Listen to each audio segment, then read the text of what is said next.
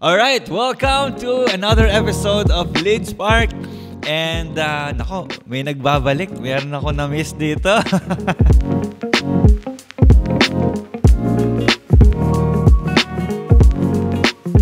So again, welcome sa episode na to. And for this episode, chill lang muna ulit tayo. Kasi syempre dahil nga may nagbabalik, gusto nating interviewin ba kung anong mga naging ganap nila, di ba? Magmamarites muna tayo dito.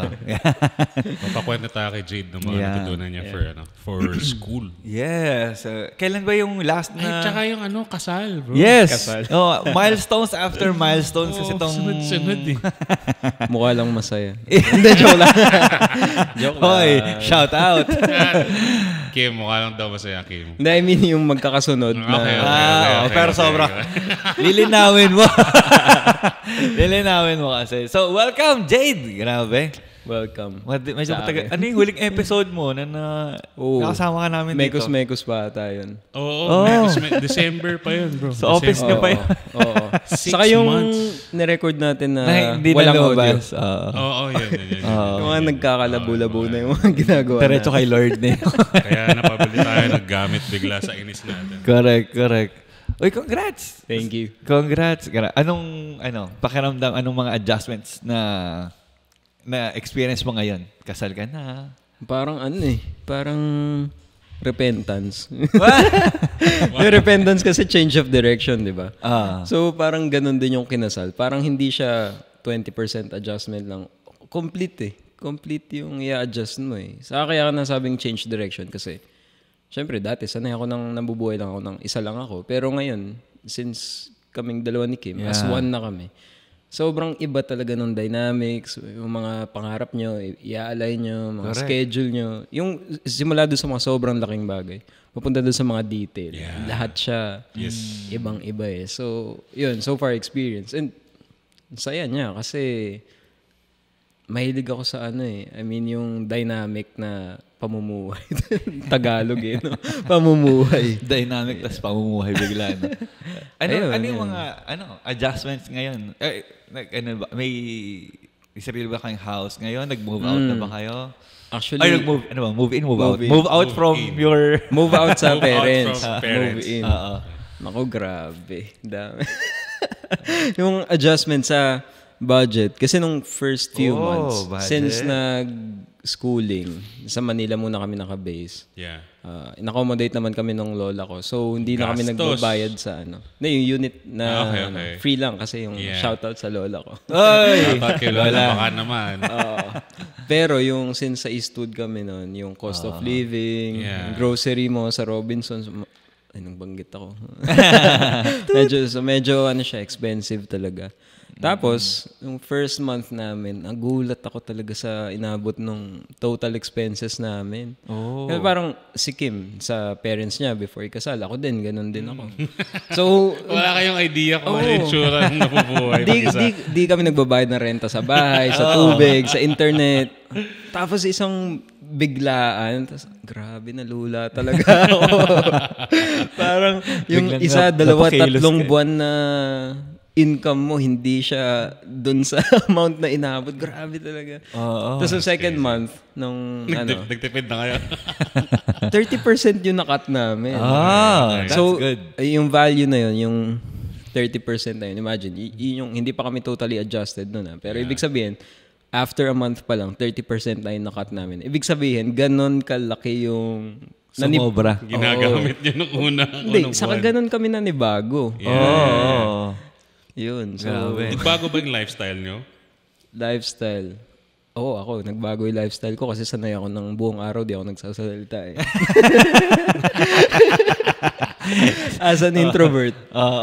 Ngayon, magkasama kami. Alangan di ko siya kausapin. So, as an inverter, sabi na. As an inverter. Nonchalant. Ayun. So, isa yun sa lifestyle. Mas kailangan ng magsalita, mas mag-interact. Tapos legit na nauubos yung social battery ko talaga. Talaga? Oo. Dahil kay Kim, nauubos ni Kim yung social battery mo. Hindi kasi hindi ako sanay nung nagsasalita all throughout the day. Hindi naman all throughout the day, pero yung often ka nagsasalita. Yeah. Kasi dati sa bayan, as in hindi ako masyado nagsasalita. Schedule din yung labas nyo. Tapos lagi yung may pahinga, uuwi kayo. Saka sumabay siya sa season ng school. So, buong araw, interact ka with your classmates, nakikinig ka ng lesson. Oo, tama. Tapos pag uwi mo, yung papakwento pa. Yeah. Pero na-enjoy ko yun. Sobrang na-enjoy ko yung... may nabasa akong book before yung learning how to learn. Na yung levels of learning mo. So, yung another layer of learning, yung kapag... Natuturo mo na. Natutunan mo, hinighlightan mo, tapos ni-notes mo. Then, yung parang pinnacle niya is kapag pwede mo na siyang maituro. Yeah. Yun yung pinaka magsistick sa mind mo. So, sobrang helpful na yung wife ko kasi sobrang listener niya. Nice. Okay. Hindi siya nabobore talaga makinig. Tapos, attentive talaga. So, napaprocess ko mabuti yung mga sa day. Ayan. Tapos i-share mo sa kanya. May reporting kapag uwi mo. Saka nag-school din siya dati. So, in a way, nare-refresh siya. Sa ko na... Di ba niya nami-miss? Na-miss niya. Actually, may day na sumama siya para sit-in sa class. Nice. Pwede pala yun. Sit-in? Pwede. Campus missionary kasi yung wife niya. Tapos nag-resign nung nakilala si Jade. Sabi ni Jade, iwan mo na yan. Ako bahala siya. Parang si Jesus no? Leave everything and follow me. Nice siya ba? Nanibago din? Oo, sobra. Makulit ako sa mga ugali ko. Inverter din ba siya? Introvert din siya. Introvert din siya? Pero mas sociable siya kaysa sa akin. Yeah. Kasi kahit introvert siya, kapag dun sa mga family niya, close friends niya, talagang into kwentuhan siya. Sobrang bait niya Pag nakilala mo si Kim. Na-meet ko lang siya one time na nag-shoot tayo. Sobrang bait bro. Parang hindi makabasag ng baso. Namimigay daw ng donut yun Nagagalit ba yun si Kim? Nagagalit ba? Nagagalit. Okay. Sobrang sama ko yung ganun kabait na napapagalit ko. Biro, hindi ka na nagkasalita. Lumagalit mo pa. Lupit mo. Did it, kasi sinasabi namin palagi na like, for example, kami ni Grace, we've been together for 5+ years. Pero nung mag-asawa na kami, parang feeling namin na-reset lahat. Did it feel the same way to you? Actually, nung una parang sa akin, myth yun talaga. Nare-reject ko yung idea. Sabi ko, lagi naman kami magkasama sa sa workplace. Oo. Tapos, umaga, sunduin ko na siya. Gabi, hatid ko rin siya. Tapos magkasama kami buong araw sa office. So, feeling ko wala na talaga. Pero nung nandun na, sobrang mali yung sobrang mali yung expectation. Surprise! Pati yung sarili ko, mas nakikilala ko na, talaga? May topak pala ako. Ang dami. Yeah. Mas obvious kasi ngayon, kasi may nakakahalata. Hindi, tsaka kasi, even you drop the pretensions na Diba? For a very long time na kayo pa din, you're still trying to maintain a certain level of perception for your partner to be accepted by your partner. Pero pag kinasal ka na kasi, na-realize mo, wala na to, hindi ko na kayang i-keep up tong facade na to. So, ito na lang, sige na. Ganda na talaga ako. So, kaya siya kiskisan. Nagre-reset. Kaya may nagkaroon ba kayo ng clash? Siyempre. Hindi mawawala yun. Yun nga yung mga favorite part ko Sanctification. Kailan nga kayo, ilang months na since? Sorry, bro. Ano naman ngayon? June? 5 months na. Kasi January 2 yun 5 months na rin pala yun. Parang bilis. Tagal, no? Paano matagal? Parang pag nakikita kong sa social media, parang parang ang imagination ko parang a year ago na yun nangyari. Sobrang dami kasi nangyari sa social media. Kaya... Bagay. Yeah. Anong mga anong tawag dito? Siyempre, pag magkasama na kayo sa isang bahay lang, medyo minsan parang magkasama na lang kayo pero wala nagkikibuan sa inyo. Ano yung mga panlaban nyo sa boredom, mga ganyan? Ano usually, ano yung ngayon yung ginagawa nyong something creative Or paano kayo nag-spend ng mga date nights ngayon? Parang wala kaming time na hindi nag-uusap kasi ang dami namin pag-aawayan. Nililinis. Parang nililinis nyo. Joke lang. Approach game. Hindi, pero yung isa sa na-enjoy namin ngayon. Actually, may nagtanong din sa amin na couple kung ano yung parang recreation namin ni Kim. Yeah. Hindi kami masyado into watching series, ganyan. Oh. So, pero parehas kami nag-enjoy ng nag-geek out sa Bible. Yung mga Oo, nakita nga isang post niyo one time about it. sobrang enjoy namin yung nagdi-dig out ng mga kung ano-anong stuff sa Bible. Yeah. Kakaiba kayo. Sobrang kami naman ni Clarence, kami yung hilig sa anong series ngayon. Pagkakain kami, anong series? Pag kumain kami ng lunch, ibang series noon, cartoons. Pag mag-dinner kami, ibang series din yun. Ayos. So habang kumakain kayo, nanonood kayo? Nanonood kami.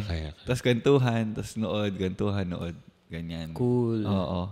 Iba pala sa inyo, Bible. Uy. Uy, nakita ko to. Oo. Tapos minsan, kunwari, pag naglilinis kami sa bahay, kunwari, rest day ko, linis kami parehas. Nakikinig lang kami podcast. Tapos pause. Tapos process. Grabe kayo, Pero may times din na nanonood kami. Siguro, I think, hindi lang kami nagmamatch ng preference panoorin. Oh. Kaya we'd rather do it on our own. Hindi pa. Siguro. Hindi pa. Siguro. Ito yung mga panahon na nood tayo Netflix. Tapos, ilang oras na kayo. Kaway kayo. wala kayo desisyonan. Ay, nakakatawa. Nanonood pala kami. Pero wala nyo anong pinapanood namin. The Chosen. Ganon din. Bible. Season 4, di ba? The Chosen. Hindi ko pa napapanood. Actually, parang hanggang doon lang ako sa nakita nung Lady at the Well. Oh. Season 2. Si Jesus. Parang season 2 ba yun? Parang hanggang doon lang. Ang ganda. Nakakaya kasi parang every episode. Oo, sobra. Parang The Chosen. nag-victory weekend kada episode. Totoo. Although hindi siya as I mean, again, warning to everybody listening, don't take it like it's the gospel. It's not the gospel. It's a representation. It's a creative representation of what's written in the gospel. Yeah. So may mga additions at may mga additional characters kayo doon makikita. Na hindi naman talaga kasama doon sa Bible. It's a creative expression ng director. Yeah. Although they try to remain as true to the Bible and as true to the cultural facts ng time na yon. Kaya siya maganda kasi ganun pala yung ganun pala. Yeah. Pero like may utang si Peter na kailangan bayaran. Nandun na-meet niya si Jesus. Wala doon sa Wala yun sa Bible. May utang si Peter at kailangan niyang bayaran. So nakita niya si Jesus. Wala doon. Oo. So yun yung mga So maganda doon, encourage everyone siguro, no? Na pag nanood kayo noon, ibang ganyo sa Bible. Yes, balikan nyo. Anong yan ba ito? Pero ganun nga yung effect di ba? Mapapabasa ka ulit. Sino to? May babae ba talaga dito? Tapos gusto mo makita ko anong mangyayari sa sunod. Spoiler. Spoiler. Hindi kasi Spoiler ka na. Hindi na pa nila alam kung anong mangyayari kay Jesus. Ang good news pa doon, free kasi siya, di ba? Yeah. Pero spoiler, mamamatay si Jesus. Tapos mabuhay siya ulit. May ganun na di ba? Yeah. So ano yung bro? Sorry, last na lang before we dive in. Hindi, baka may questions second pa. Ano yung mga major na realizations mo nung nagpakasal na kayo? So far. Napaisip no? Napahe. Puntong hininga. Actually, yung morning before ikasal, to be honest lang, kinukwento ko naman to everyone. Nandun ako sa point na gusto kong ituloy, pero sinasabi ko kay Lord na, Lord, hindi ito yung ginusto ko. Gusto ko magpakasal, pero hindi ko alam na ganito yung pakiramdam. Hindi ko alam na ganito yung parang bugso ng responsibility. Hindi ko alam na ganun yung feeling na ine-expand yung heart mo. Na magkaroon ng capacity to love in that way na hindi ko pa kayang gawin at the moment. Pero alam kong doon ako dinadala ni Lord. So parang di ito yung gusto ko, Lord. Parang ganyan. Tapos yung experience ko nung morning. Meron kasi akong, di ba may cross nung wedding? Yeah. Gawa yun ng dad ko, yung cross. So mahilig kasi ako, every time may parang milestone, gusto ko luluhuran, tapos mag-set up ng altar, parang ganun. So tinusok ko lang siya dun sa sand, yung cross. Tapos dun ako nag-pray, dun ako umiyak. Oh. Tapos yung word lang sa akin ni Lord is, yung marriage, yung calling niya sa akin into marriage is the same also sa calling niya sa akin sa buong life ko. It's to give up my life to my wife. Then soon enough, maybe for the church. Tapos, minodel niya lang sa akin na looking at the cross, looking at what he did. Parang, yun yung ginawa niya for me eh. Yeah. And then, yun din yung gagawin ko for my wife. Yung itsura ng marriage is how Jesus will meet us again someday. And it all started, yung love story natin with Jesus. Di pala it all started, pero it was made profound nung namatay siya sa cross for us. So, yun yung effect sa akin nung marriage, yun yung parang pinaka nagbago sa akin na it's really laying down my life for my wife. And I think hindi enough yung stories lang kung paano kami nag-away, tapos paano kami nagbate to say that. Kasi I think entire lifetime, yung role, yung calling ni God for me to continue laying down my life for my wife. So, life-changing. Nice. Sanctification. Yeah, and it's easy to say kasi you're laying down your life you're gonna lay down your life for your wife diba? Pero kapag pride mo na yung usapan. True. Oo. Diba? Pag medyo nasasagi-sagi na. Pag na-disrespect ka, kapag may sinabi na medyo nagpantig yung tenga mo, di ba? Lay down your life. Bahala ka sa buhay mo. So, di ka namaman. Ganun, no? I get that. Yeah. So siguro in simple words, parang ano lang siya. Humility. Yeah. Humility and self-sacrifice. Yeah. Nagsasorry ba si Kim? Ikaw nagsasorry ka ba? Good for you. Okay. Pinagka-pray ko. At work naman si Lord. kasi may yung lokohan namin, parang si Grace kasi hindi nagsasorry the first 2-3 years. Talagang matigas. Talagang nagsasorry. Ako talaga yung nagsasorry. And I had to be creative. Parang, sorry, hindi ko pala na-explain ng maayos sa'yo. Sorry, hindi ko pala na-ipaintindi ng maayos. Sorry, hindi ko na-gets yung feelings mo. Ganun, bro. Siya yung may kasalanan. Tapos parang, sorry kasi hindi ko naintindihan na ganun pala yung... So eventually, mga after second year, nagsasorry na siya. Na-model mo na eh. Leading by example. Buti na lang, masaya. Buti na nandiyan si Lord. Yeah. True. Congrats nako, marami pa kaming abang ang mga kwento sa inyong dalawa ni Kim. Saka marami akong matututunan sa inyo. Yeah. Kailangan na namin ng mentoring ASAP eh. Urgent na no? Mentoring ASAP, counseling na yun. Kailangan mentoring ASAP, counseling. I'm sure yung community naman natin may, di ba? May group kayo na naghahanap kami at the moment. Ay, masama lang kayo sa amin. Ayun. Tawid na lang kayo ng pulilan. Sama kayo sa group namin. Magkasama kami si RJ. Oo nga, nakikita ko. Puro may asawa. Yun yung parang for me secret weapon ng Oo naman, bro. Wow. Ang dami naming cheats dun eh. Ang dami naming naiwasang mga pagkatalo. Na away. Kasi naging aware na kami. After yung recent natin, love and respect ng topic namin. Tapos yun, may mga pointers na binibigay lang. Tapos pagiging aware ka na, kunyari sa bahay, may situation, na-anticipate mo na ito yun yung pinag-usapan eh. So, hindi na natutuloy. Napapag-usapan na lang agad. Gets. Tsaka minsan yung kumukulo pa lang na away, yung hindi pa pasabog. Painit pa lang, di ba? Biglang, okay, tama na, wag na lang. Binibitawan. Correct. Kaya masaya. I mean, encourage kita. I'm sure naman, yun din ang desire mo. Naghahanap ka rin ng community. Yeah. For now, si Pastor Rui muna, tsaka si Carmen. Oo, Rui Carmen. Master. Ayan. And then, yung gusto kong pag-usapan yung recent, yung mas recent na milestone mo. And then, share with our audience kung ano ba yung graduation na ano tawag dito, na-accomplish mo recently? Yeah. Yung sa pangalan ng school? Every Nation Leadership Institute. Yeah. Siya yung school ng movement natin na ang goal niya is to equip yung mga upcoming or yung ongoing na ministers and to send them out for the missions. So yung mission na yun, it looks like church leadership, campus ministry, saka world missions.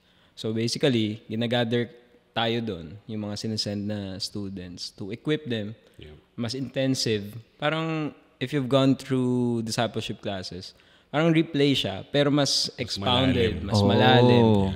Tapos babad talaga kasi yung class namin 9 to 5 p.m. Grabe ha? Para talagang eskwelahan na... School setup talaga School siya. setup talaga? School talaga siya. Hindi lang siya basta seminar na a-attendan mo. May class president, may yan. Talaga? May advisor, may may officers. Nakaka-curious. So, gaano kalaki yung class? 48 ata kami, if I'm not mistaken. 46, 48. Yeah. Tapos halo-halo na yun. Hindi lang puro Filipino. May klase ako na taga-Turkey, taga-Japan, Hong Kong, Singapore. Ano pa ba isa? Talaga? Basta may mga international. So buong every nation, as far as I know, trains in the Philippines. Yeah. Talaga? Oo. Bakit dito? Sa atin nagsimula yung... Sa Philippines nagsimula yung movement So yung series natin ngayon, di ba? Oo. Mission Field to Mission Force. Yun na talaga, nangyayari na siya ngayon. Yeah. Ang galing Yeah. So, meron pa nga isa silang parang after ng ENLI. What's ENLI? Ito yun, yung school na to, Every Nation Leadership Institute. Okay. Yung mas, advanced pa, ENS, Every Nation Seminary, na medyo recent lang ni-launch. Yun daw talaga sobrang mas intense. Solid. So, tapos ka na doon? Hindi ako nag-aaral doon. Ayoko. Pero balida, parang pangarap ata ng bawat pastor na masend sa iyan. Pangarap nila. Pangarap nila. ENLI. Okay. So, gaano kahaba yung nira ng course na yan? 3 months. 3 months intensive. Yeah. Classes namin Monday to... Tuesday to Friday. Tapos may Saturday sometimes na visits. Yeah. Tapos yung setup, classroom setup talaga. Tapos may mga mentoring din kami. May number of mentorings kami na kailangan pagdaanan. Required wow! Yun. So na-mentor kami nila Dr. June Escosar, Bishop Juray, Bishop Manny. Kasi one-on-one yan? Hindi naman. Naka-group. Kasi yung... okay, clusters. Yung track namin, church leadership, medyo mas konti kami compared to campus. So, pa rin, parang pwede pa rin siyang i-group. Ilan yung pinakamadami sa mentoring nyo? Parang pinakamarami? Like, do you get... Kasi nung time namin, either one-on-one or dalawa lang kayo Talaga? Oo. Ngayon mas, pwede nyong gawing malaking group. Talaga? Pwede nga isang class Okay. Ayan. Pero di kami nakaranas ni Kim ng kaming dalawa lang. Usually, sumasama kami sa group na. Kasi ang hirap magpa-schedule sa mga bishop. Kami bro, nakaw lang lunch. Cheats, no? So magtuturo sila, di ba? Tapos habang nagtuturo sila bro, nagtatanong-tanong na kami. Tara mentor na lang, ganun. Tapos yung before, saan po kayo magla-lunch? Sama po kami. Tapos pagka-lunch na, nandun na, nakaupo na kami. So yun lang, kapakwento lang bro. Papaturo ka lang. Mostly kwento. Kwento. Mostly kwento nila. Galing. So anong highlights ng 3 months na yan? Siyempre una yung nag-iba yung the way ko mahalin yung word ni Lord. Yun talaga parang never ko pa binasa yung Bible in the same way that I'm reading it now. And then yung feeling lang na everyday nag-grow pa din yung passion to understand what really God is saying. Yeah.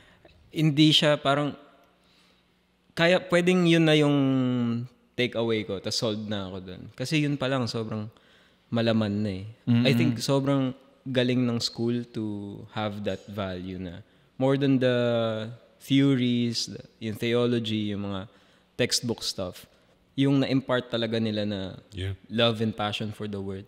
Ibang klase talaga. Tapos, pag inintindi mo talaga kung ano yung nasa word, parang hindi ka talaga maubusan ng wisdom eh. And hindi lang yung wisdom na pang head knowledge, pero it would really transform you, the way you live, the way you lead. Very practical. Oo. So that's one. Tapos yung second, yung sa mentoring talaga. Ibang klaseng impartation. Talaga? Oo, kasi yung, kunwari, natuto ka ng mga... Wait, pwede ulitin natin. Go. Layo ko. Hindi ako dito kanina eh.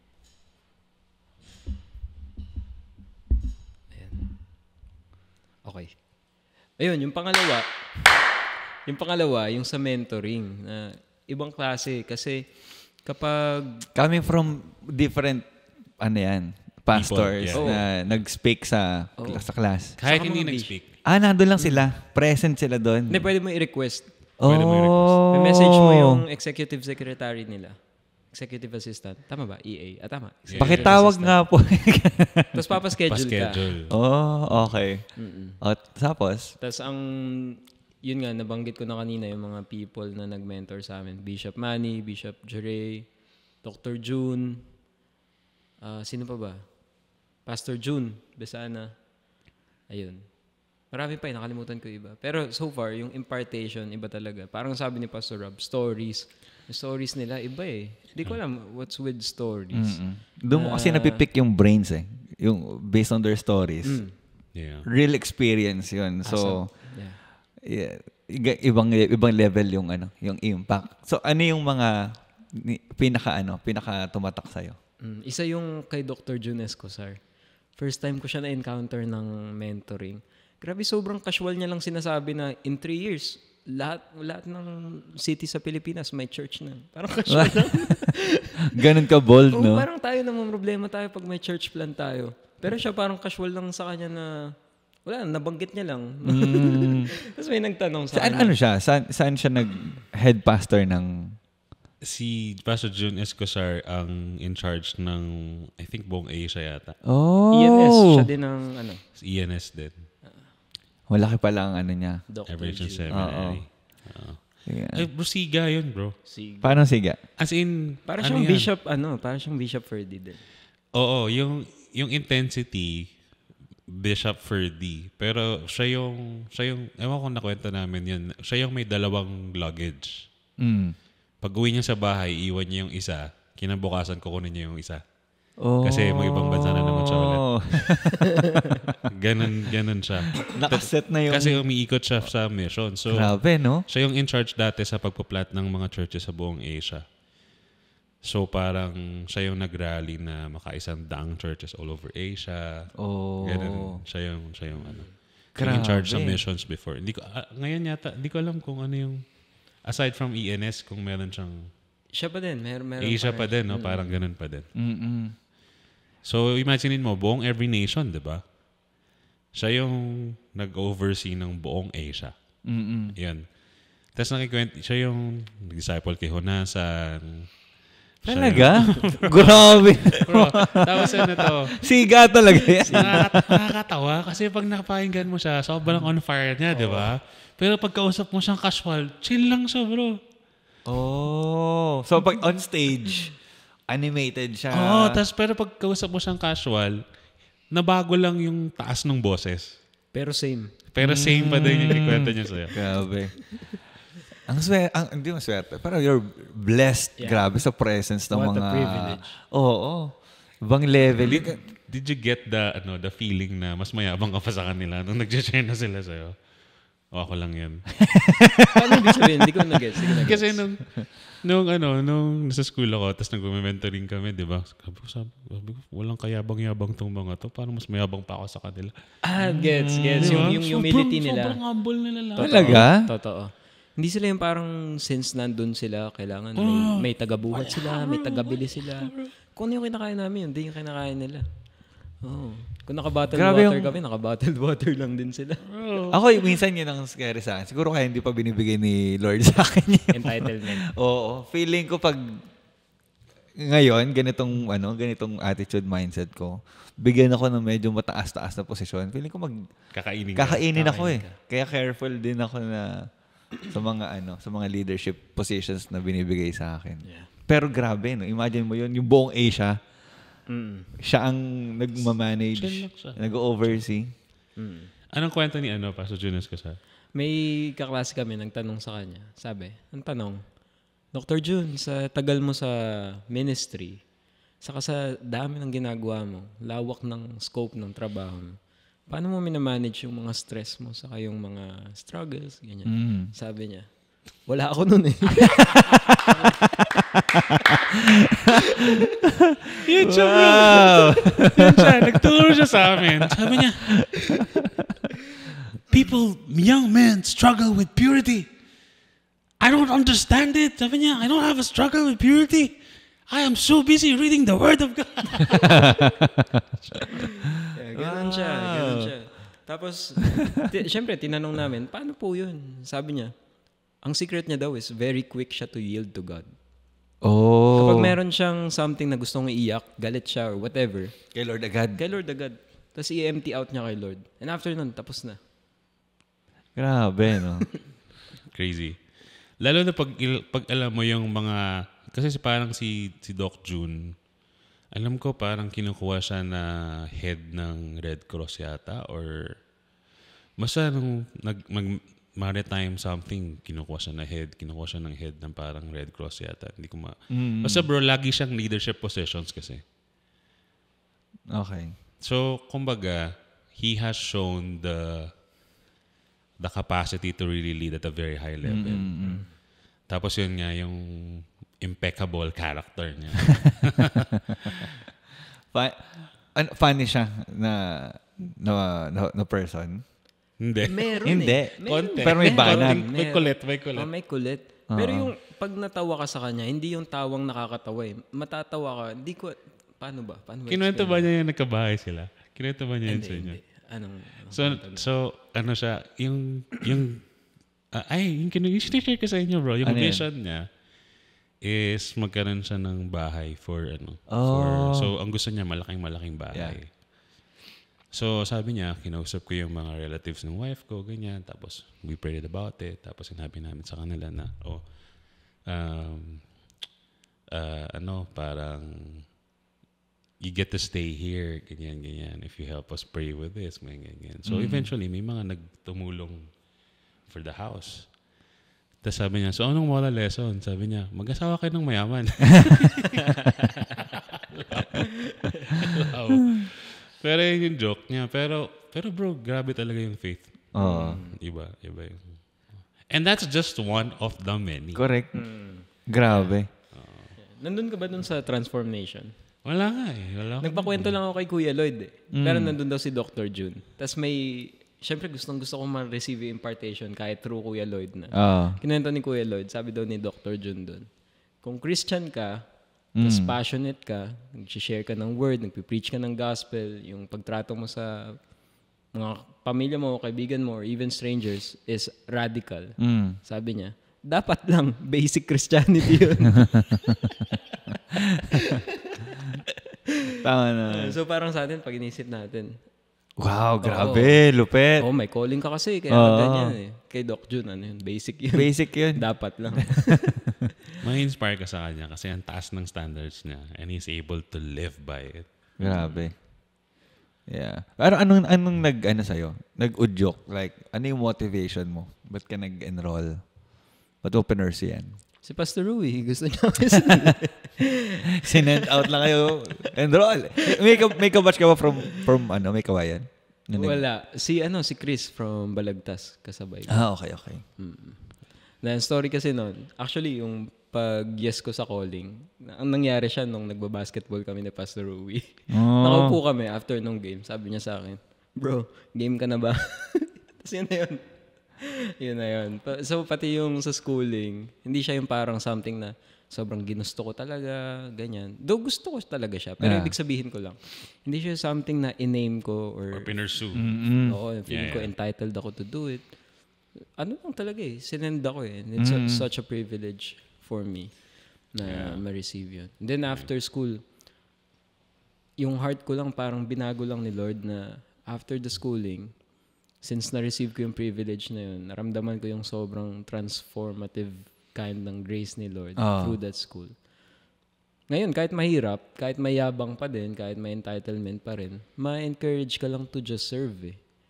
Kasi the way God has allowed these things. So, yun, parang position of humility. Always ready to serve.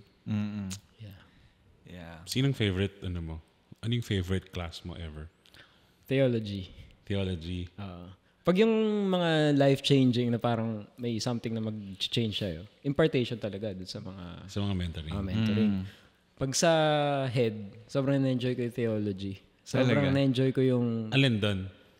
Yung mga different theological standpoints. Kunwari, salvation, atonement, yung mga ganyan.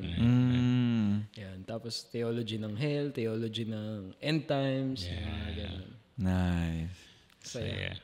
So, na-cover to cover nyo ba ang Bible over 3 months? Hindi ganun yung approach. Ang approach is dadaanan nyo yung systematic theology. Ibig sabihin yung mga basic ba yun? Hindi yung basic eh. Hindi naman basic. So basically, fundamentals. Fundamental stuff about the world and about faith, salvation, repentance.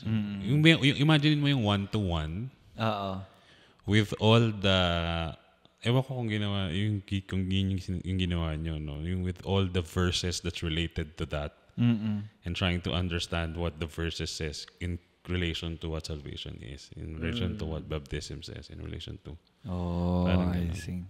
Okay.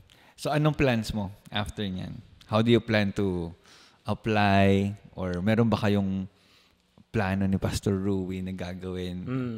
Di ko alam kung gusto lang ba ako surpresahin ni Pastor Rui or di lang kami nagkakaroon pa ng time to talk about it. Pero ngayon at the moment, di pa sobrang... Comms ka pa din, di ba? Comms pa rin ako. Yeah. And then from time to time, kapag kailangan ng mag-preach and walang Oo nga daw. I can serve there din naman. Uy, bro. Pwede tayong preaching si Oo, invite natin dito. Pero yung talaga, yung action plan ko after school, mag-disciple talaga. Nice. Saka nabago din, sobrang naka-help yung school kung paano ko i-live out yung pagiging husband ko. Wow! Major yan, Kim. True.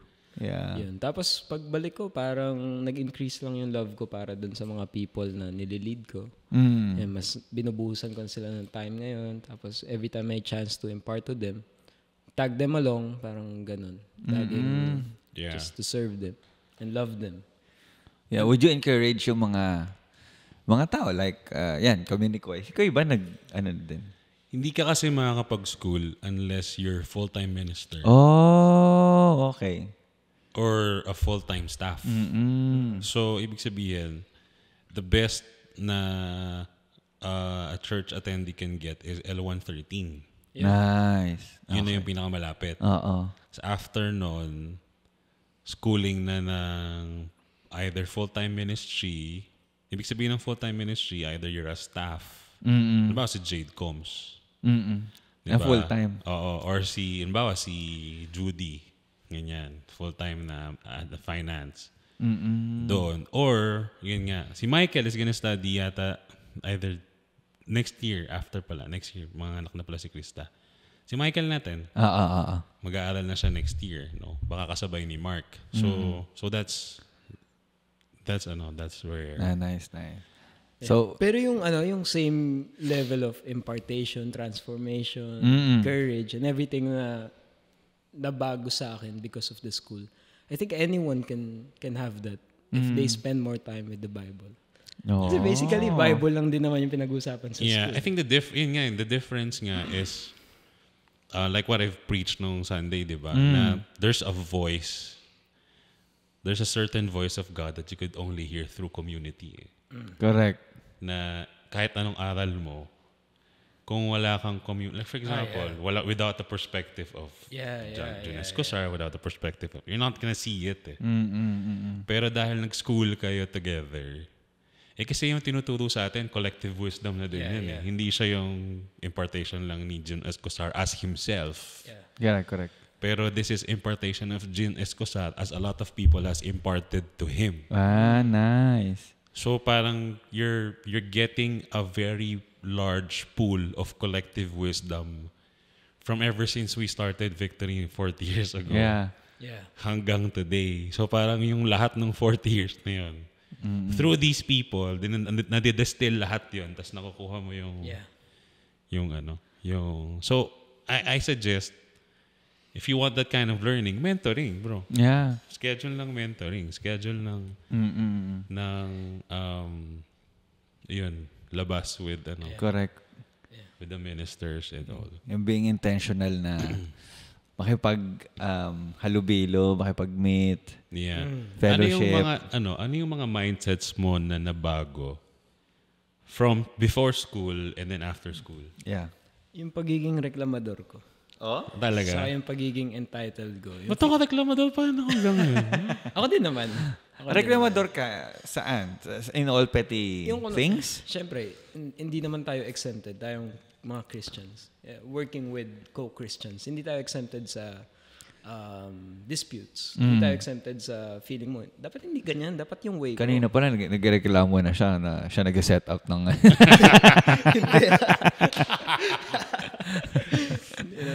nilaglag. Pero yun, since hindi naman tayo exempted doon, ganun ako. Parang hindi ako pala salita, pero in my mind, nang scrutinize na ako, bakit ganyan ka? Ba't ganyan? I mean, ba't pala desisyon ka? Bago lang ako. Tapos yung mga ginaganon ko sa isip ko, yung mga ahead of me. So parang, right. Sorry, Dod. Although, I would argue na, sinasabi ko yun pag reklamador ka, leadership trait? Not leadership trait, pero signs of leadership yun Pwede. Naalala kasi ko. may Nabanggit mo yun one of the episodes, diba? Kasi you have a vision of what you wanted to accomplish or a vision of what this could look like. Correct. Or what this should look like. Hindi lang siya nakikita. So, mukha siyang reklamo. Kasi parang, bakit pa ganito? Dapat ganito di ba? Ganun yung feeling ng, at least yung reklamo ko. Yung reklamo ko sa Pilipinas. Reklamo ko sa, dapat kasi ganito. Dapat kasi ganito. So, it shows where your standards. Yeah. Although, if you're coming from a bad heart. True. Yun. That's the problem. Kasi yung reklamo mo, selfish. Or para magmukha ka lang, ikaw ang smart. Di ba? Yeah. Tapos kung wala kang patience wala ka ring heart to submit. Correct. Since may vision ka, tas iba yung current na nangyari, ayaw mo nang mag-go along with it. I think that's feeling mo better toxic. leader ka. Ganon. Yeah. Pero yun, going back to the question, I think yun yung isa sa pinaka nagbago sa heart ko, yung willingness to serve, regardless if, preference ko yan. I mean, kung hindi naman issue ng sin Hindi naman sinabi ng Bible na sin yun Who am I to not follow or submit to my leaders? So, waiting Ganda. So, reklamo mo kay Rui pala to. Hindi siya yun. Rui. Hindi mo sinasabi ni Jade. Nasa utak lang niya. Hindi natin malalaman. Yeah, pero we're really happy for you, brother. As in, we're really excited sa ano pang mangyayari sa buhay mo, sa buhay niyo ni Kim. Alam mo, buti na pag-usapan natin tong kasal niya ni Kim kasi maingay ngayon kay Carlo Aquino at saka hindi ko alam kay Charlie Dizon. Ay, ako lang pa. Yan mga babad sa reels. Ba't ano meron? Di ba nga? May chismis. Singita natin chismis. Di ba nga si Carlo Aquino, meron siyang daughter sa isang model dati. Okay. Pero hindi siya doon kinasal sa iba pang artista. Okay. Na right now ay pregnant din. Kaya biglang, kasal na pala si Carlo Aquino. Parang over the weekend lang. Okay. Nalaman. Parang ganun lang. So ikaw ang nag-redeem ngayon. Hopefully, makakuha tayo ng mga lessons. Kung mga audience makakuha ng lessons dito sa napag-usapan natin.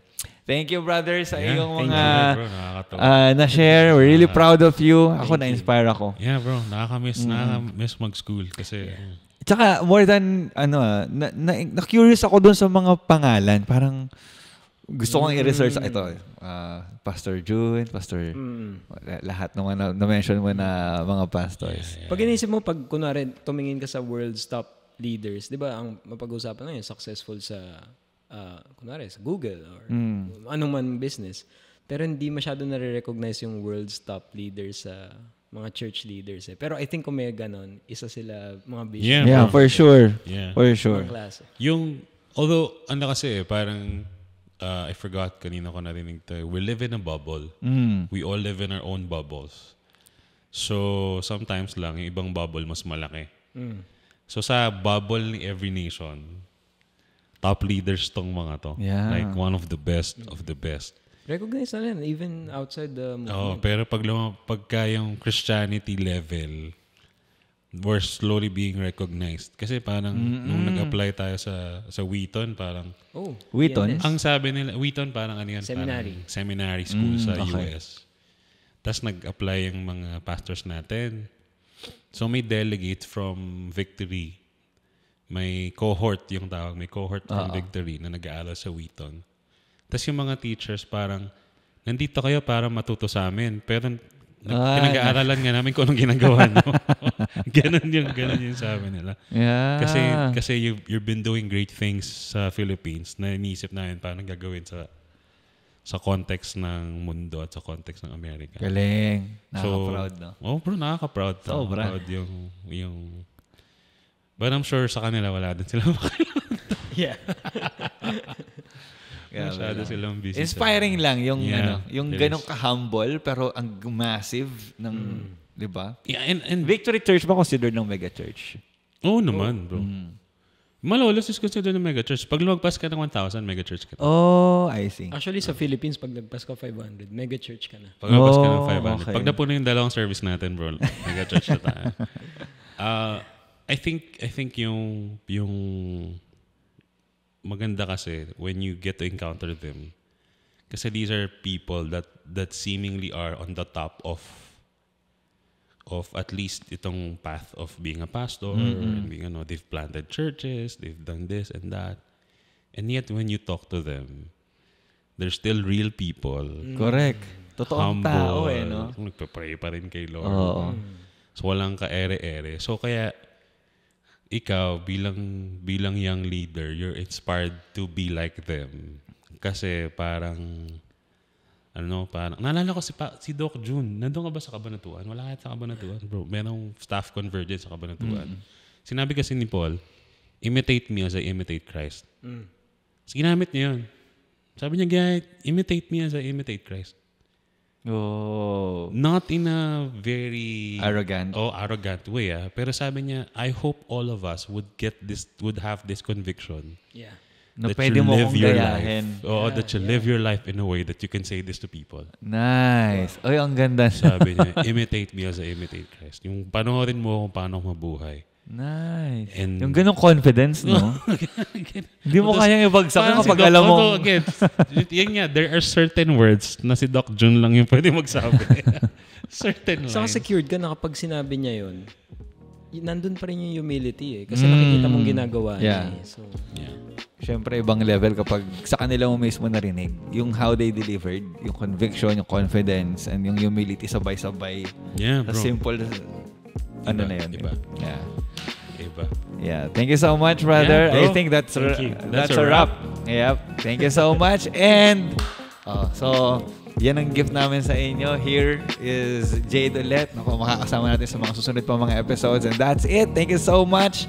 I-like natin, share, and subscribe kung na-inspire kayo at na-bless kayo sa stories na narinig natin. See you sa next episode. See you.